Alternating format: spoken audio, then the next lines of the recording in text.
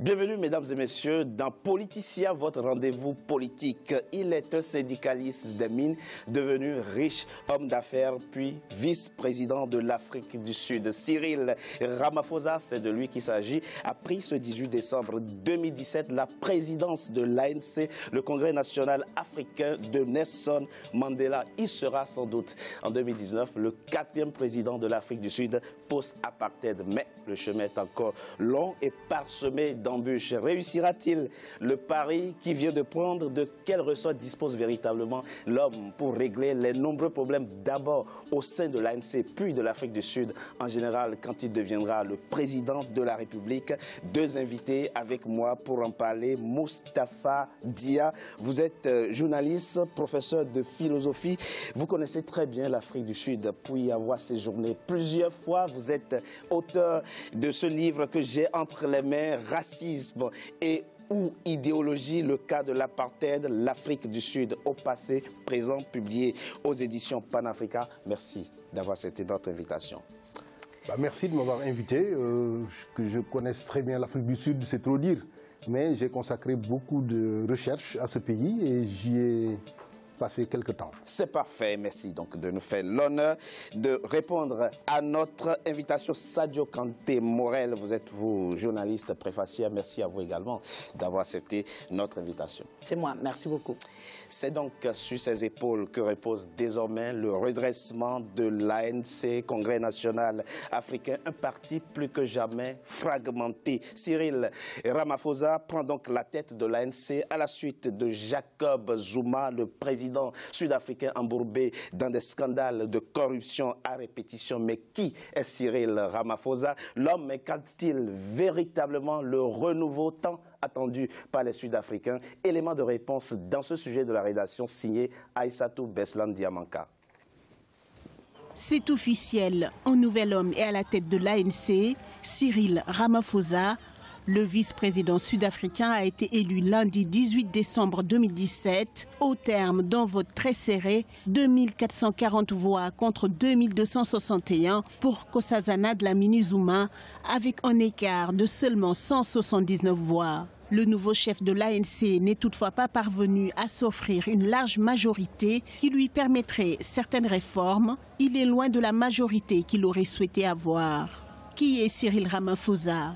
Issu d'une famille modeste, ce riche homme d'affaires âgé de 65 ans, 4 fois syndicaliste, est né en 1952 d'un père policier et d'une mère au foyer à Johannesburg dans le Western Native Township. C'est finalement à Soweto, le berceau de la lutte contre le régime raciste, où il va passer sa vie.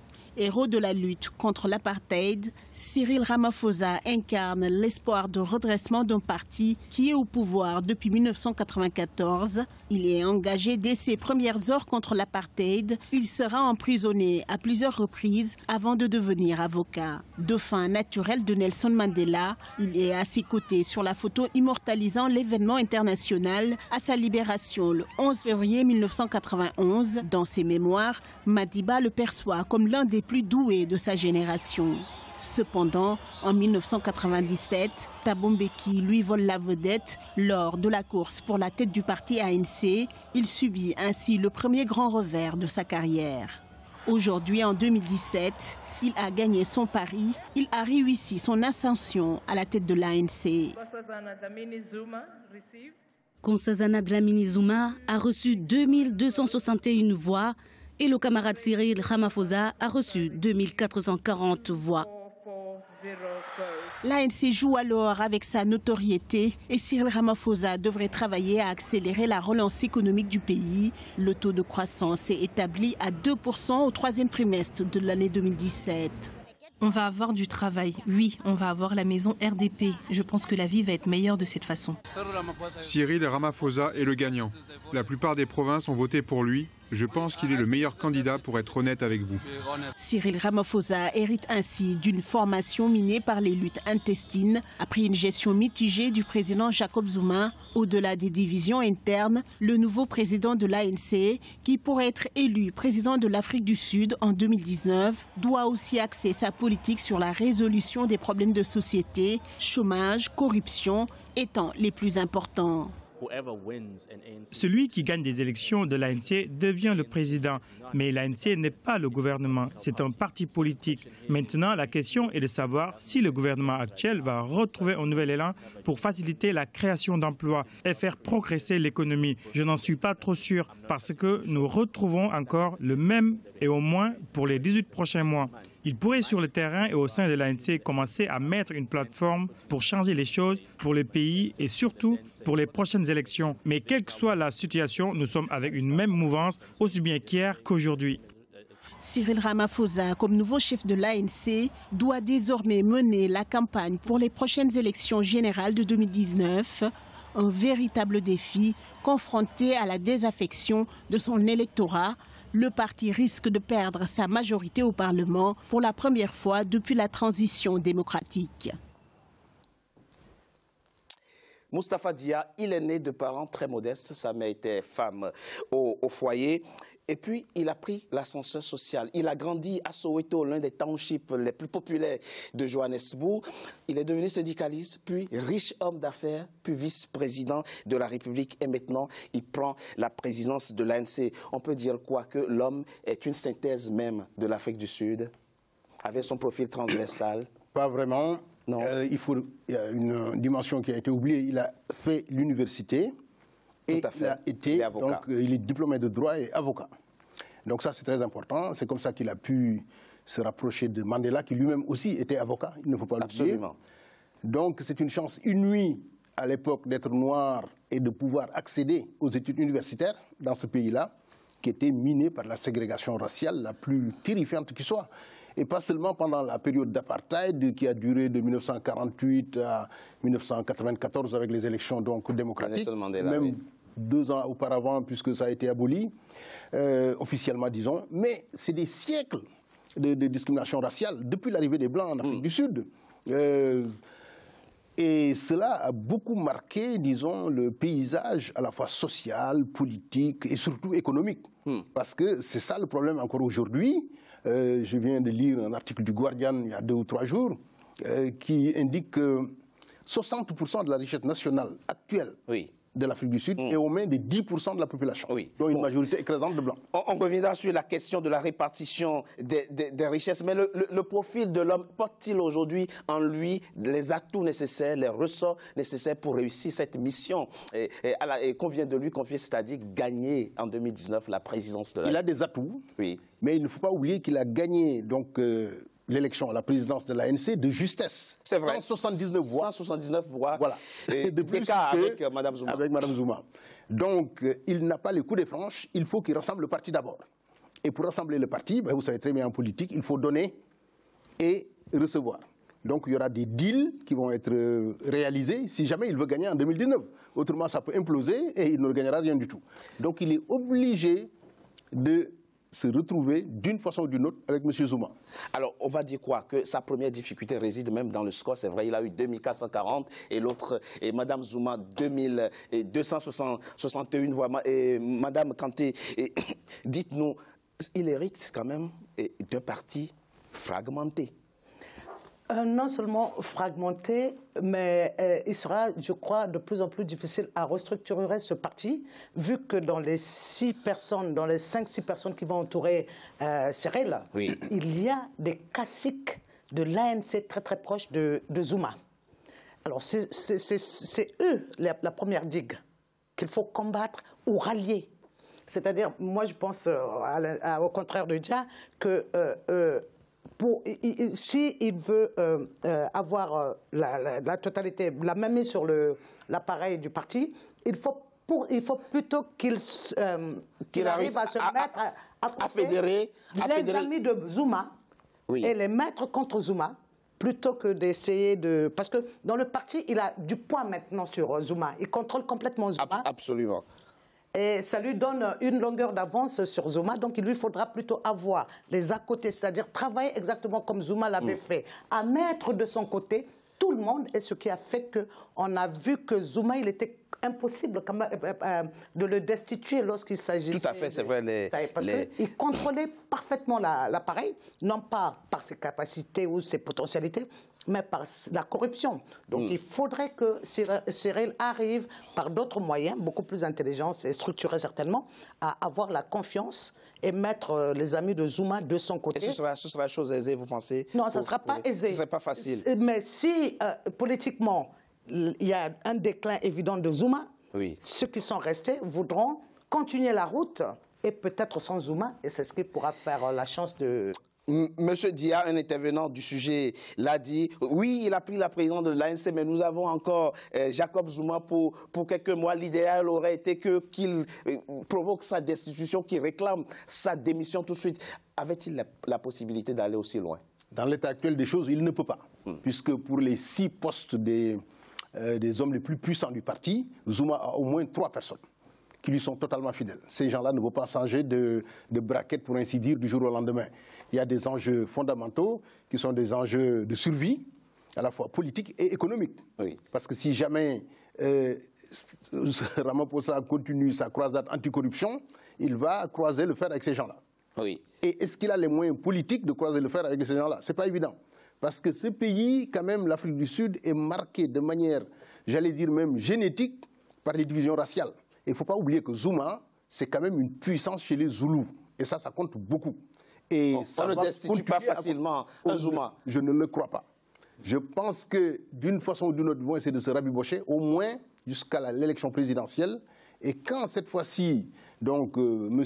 Ramaphosa prendra réellement le pouvoir, et les autres partiront à la retraite de manière naturelle. Zuma a plus de 70 ans, il va partir, c'est normal. Mais s'il est inquiété, il sera une force de nuisance contre M. Ramaphosa. Mais Madame Kanté, beaucoup de Sud-Africains disent qu'il n'y a aucune raison, aucune espèce de raison de se réjouir. Cyril Ramaphosa et Jacob Zuma, c'est pareil, il y a absolument aucune espèce de différence entre les deux. L'un est autant corrompu que l'autre, disent certains Sud-Africains, et qui ne peut pas conduire les réformes nécessaires. Que pensez-vous? Y a-t-il véritablement une différence idéologique, une différence d'ordre moral entre les deux? Une différence idéologique, non. D'ordre moral, légèrement.